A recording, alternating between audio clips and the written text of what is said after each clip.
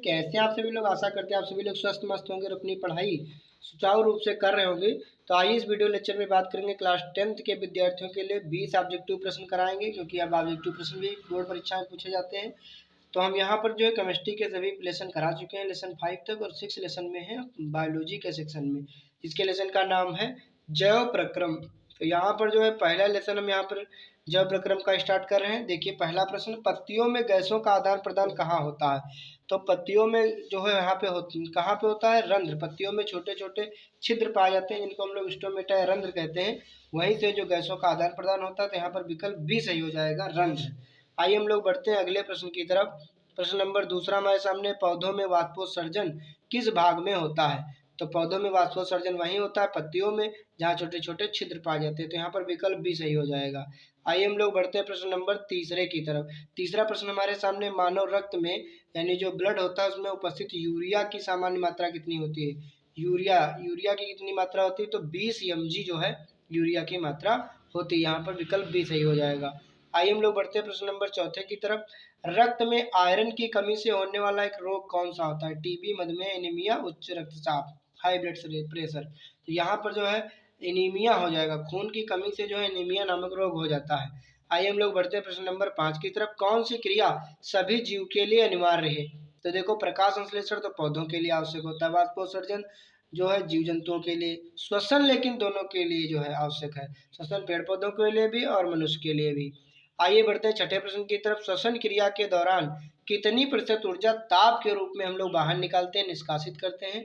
तो यहाँ पर 20% जो है हम लोग ऊर्जा टेम्परेचर के रूप में जो है बाहर निकाल देते हैं, जिससे हमारा शरीर गर्म रहता है।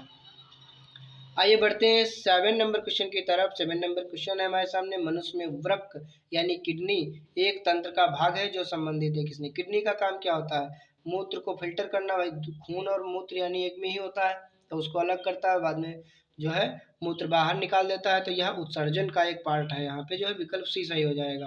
प्रश्न नंबर 8 हमारे सामने है कि पादप में जाइलम का उत्तरदायी क्या है? मतलब पादप जो पेड़ पौधे होते हैं उसमें जाइलम फ्लोएम दो तक होते हैं। जाइलम जल का काम करता है, फ्लोएम जो है भोजन बनने के बाद सभी पौधों की पत्तियों तक सभी जगह पहुंचाता है। तो यहाँ पर जो है पादप में जाइलम जल का वहन करेगा।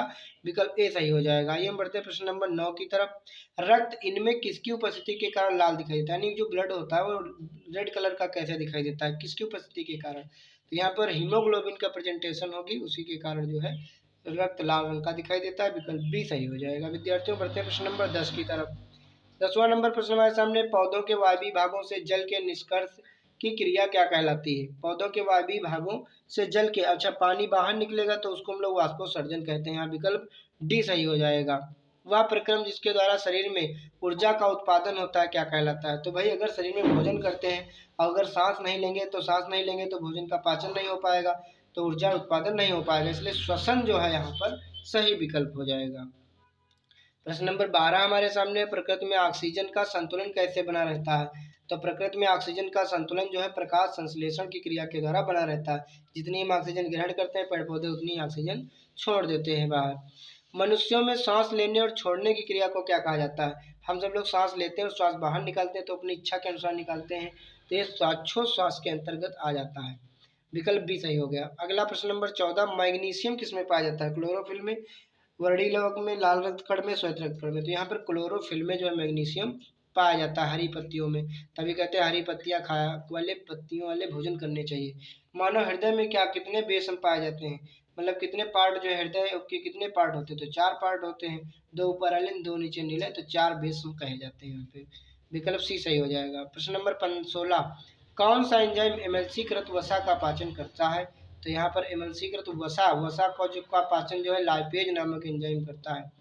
वसा जो है फैट जो होती है। 17 नंबर प्रश्न, सामान्य प्रकुंचन रक्तदाब होता है। सामान्य रक्तदाब कितना होता है? 120 mm होता है। यहाँ पर विकल्प सी सही हो जाएगा। 18 नंबर प्रश्न, कौन निम्नलिखित में से कौन उभयलिंगी जंतु, उभयलिंगी यानी जिसमें 2 लिंग होते हैं, मतलब नर वाला भी पार्ट हो मादा वाला भी पार्ट हो, तो यहाँ पर केचुआ जो है 2 लिंगी होता है। विकल्प ए सही हो जाएगा। 19 नंबर प्रश्न, मानव हृदय का औसत प्रकुंचन दाब कितना है? तो 120/80 mmHg होता है। विकल्प बी विद्यार्थियों सही हो जाएगा। जीके का भी यह प्रश्न है। प्रश्न नंबर 20, मनुष्य में वृक्क एक तंत्र है यानी किडनी भाग है जो किससे संबंधित है? किडनी का काम क्या होता है? उत्सर्जन करना।